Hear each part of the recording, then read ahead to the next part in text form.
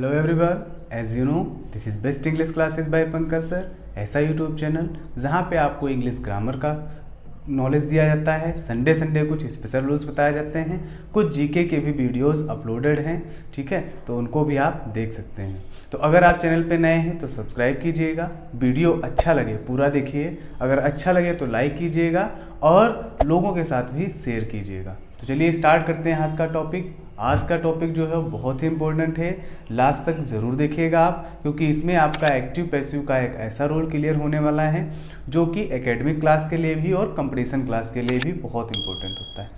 होता क्या है कि कई सारे सेंटेंसेस हमारे ऐसे होते हैं जिनमें हम बता देते हैं आपको टॉपिक के बारे में कि हमारा जो टॉपिक है वो क्या है। तो हमारे बहुत सारे सेंटेंसेस ऐसे होते हैं एक्टिव वॉइस के जिनमें दो ऑब्जेक्ट्स दिए रहते हैं, डबल ऑब्जेक्ट्स दिए रहते हैं। तो उसमें क्या होता है, कंफ्यूज हम ये हो जाते हैं कि इनको कैसे हम कन्वर्ट करेंगे, क्योंकि हम जो जनरल रूल्स पढ़े होते हैं उसमें क्या होता है कि ऑब्जेक्ट को सब्जेक्ट बना लेते हैं, लेकिन अब जब बात आती है दो ऑब्जेक्ट की तो उनमें से किस ऑब्जेक्ट को हम सब्जेक्ट बनाएं, ये थोड़ा सा कन्फ्यूज़न हो जाता है। तो इस कन्फ्यूज़न को हम दूर करने वाले हैं इस वीडियो के थ्रू, इसलिए आप ये लास्ट तक जरूर देखिएगा। तो चलिए अब हम बात कर लेते हैं टॉपिक से रिलेटेड। तो सबसे पहले हम बात करते हैं दो ऑब्जेक्ट वो कौन से होते हैं जो दिए रहते हैं। तो इसमें वो दो ऑब्जेक्ट होते हैं direct object and indirect object. Yes friends, direct object and indirect object हमारे ये दोनों होते हैं ऑब्जेक्ट्स। तो अब हमें देखना ये है कि डायरेक्ट ऑब्जेक्ट क्या होता है और इनडायरेक्ट ऑब्जेक्ट क्या होता है। हालांकि मैंने पिछले वीडियोस में बता रखा है, लेकिन शायद आपने नहीं देखा होगा, तो चलिए आपको बता देते हैं। अगर आपने देखा है तो और क्लियर हो जाएगा, नहीं देखा है तो समझ लीजिए एक बार। डायरेक्ट ऑब्जेक्ट हमारे वो ऑब्जेक्ट्स होते हैं जो किसी थिंग को डिनोट करते हैं। यस फ्रेंड्स, अगर किसी थिंग को डिनोट कर रहा है ऑब्जेक्ट तो वो हमारा डायरेक्ट ऑब्जेक्ट होगा, और अगर किसी पर्सन को डिनोट कर रहा है तो वो होगा इनडायरेक्ट ऑब्जेक्ट। तो ये हो गया आपके डायरेक्ट और इनडायरेक्ट ऑब्जेक्ट। अब सबसे पहले हम आपको बताने वाले हैं कैसे इसको कन्वर्ट किया जाएगा एग्जाम्पल के थ्रू। तो एग्जाम्पल आप देखिए और इसको क्लियरली समझ लीजिए, लास्ट तक वीडियो जरूर देखिएगा। तो हमने बात की क्या, डायरेक्ट ऑब्जेक्ट और इनडायरेक्ट ऑब्जेक्ट क्या होते हैं, ठीक है। तो the person denoting objects are indirect object and the things denoted object are जो हमारे ऑब्जेक्ट थिंग को डिनोट करते हैं वो होते हैं क्या हैं, डायरेक्ट ऑब्जेक्ट होते हैं, और जो पर्सन को डिनोट करते हैं वो इनडायरेक्ट ऑब्जेक्ट होते हैं। तो ये क्लियर हुआ। अब हम बात करते हैं इसको कैसे कन्वर्ट किया जाएगा। तो एक्टिव वॉइस का आपको एक एग्जांपल देते हैं और उस एग्जांपल के थ्रू आपको हम समझाने वाले हैं कि कैसे इसको कन्वर्ट करेंगे। लेकिन उससे पहले आपको बता दें कि एक्टिव वॉइस का हमारा स्ट्रक्चर किस प्रकार से होगा। ऑब्जेक्ट तो मैंने बता दिया आपको, डबल दिया होगा, लेकिन कैसे दिया होगा, कौन सा ऑब्जेक्ट पहले दिया होगा, तो ये आप देख लीजिए पहले। तो एक्टिव वॉइस का हमारा स्ट्रक्चर कुछ इस प्रकार होगा, सब्जेक्ट, ठीक है, सब्जेक्ट के बाद में वर्ब होगी, सब्जेक्ट प्लस वर्ब प्लस हमारे जो ऑब्जेक्ट होंगे वो दो होंगे, indirect object and direct object. तो अगर हमारा स्ट्रक्चर कुछ इस बेस्ड पे है तो हम उसको कैसे कन्वर्ट करेंगे एक्टिव से पैसिव में, ये जानने वाले हैं। स्ट्रक्चर एक बार आप अच्छे से देख लीजिए और इसको लर्न भी कर लीजिएगा ताकि आपको कन्फ्यूज़न ना हो पहचानने में। जब आप आइडेंटिफाई कर लेंगे तो आपको कैसे कन्वर्ट करना है ये हम आपको आगे बताने वाले हैं। तो अब आप देखिए एग्जाम्पल के थ्रू, जैसे एग्जाम्पल है हमारा सी टाट हर इंग्लिश, सी टाट हर इंग्लिश।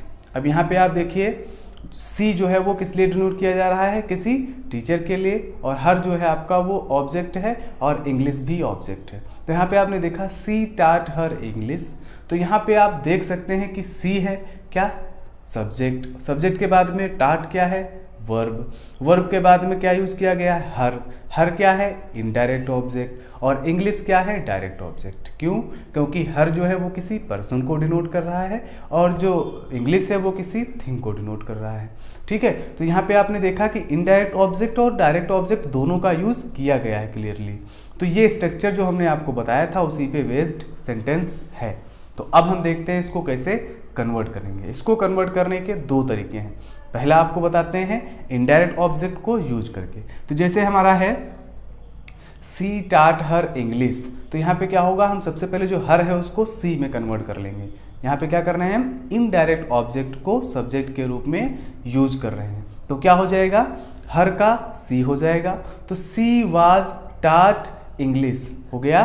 सी वाज क्यों लगाया हमने, क्योंकि हमारा एक्टिव वॉइस सिंपल पास्ट में था, उसको कन्वर्ट करते हैं वाज वर्ब में। सो सी वाज taught। उसके बाद क्या यूज करना है आपको, डायरेक्ट ऑब्जेक्ट इंग्लिश। इंग्लिश के बाद में आपको बाई ऐड करना है, और बाई के बाद में जो हमारा सब्जेक्ट था सी, उसका ऑब्जेक्टिव केस हर यूज करना है। तो हमने यहाँ पे क्या नोट किया, यस ऑब्जेक्टिव केस हर, तो सी का क्या होगा, हर होगा, इसलिए हमने बाई के बाद हर यूज किया। ओके फ्रेंड्स, अब हम बात करने वाले हैं इसी का दूसरा तरीका। दूसरे तरीके से इसको हम कैसे कन्वर्ट करेंगे पैसिव वॉइस में। यस फ्रेंड्स, कैसे इसको कन्वर्ट करें दूसरे तरीके से। पहला हमारा क्या था, she was taught English by her. अब इसको हम देखते हैं दूसरे तरीके से, इंग्लिश को पहले लेकर के। तो हमने अगर इंग्लिश को पहले लेना है तो क्या करेंगे, हमारा जो डायरेक्ट ऑब्जेक्ट है उसको पहले रखते हैं, तो कैसे कन्वर्ट करेंगे। तो यहाँ पे आप देखिए, सबसे पहले आपको जो इंग्लिश था उसको नोट कर लेना है, हो गया इंग्लिश। इंग्लिश के बाद में आपको वाज लगाना है, क्योंकि वो हमारा एक्टिव वॉइस जो है वो सिंपल पास्ट में है। तो इंग्लिश वाज, उसके बाद आपको वही वर्ब की थर्ड फॉर्म, तो हो गया इंग्लिश वाज taught।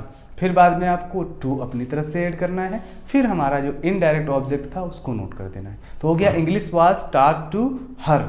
उसके बाद क्या होगा, यस उसके बाद हो जाएगा बाई अपनी तरफ से ऐड कर देंगे, और बाई के बाद में जो हमारा सब्जेक्ट होता है उसका ऑब्जेक्टिव केस हो जाता है। आई होप वीडियो अच्छा लगा होगा। अच्छा लगा हो तो सब्सक्राइब करना और लाइक करना और शेयर करना मत भूलिएगा।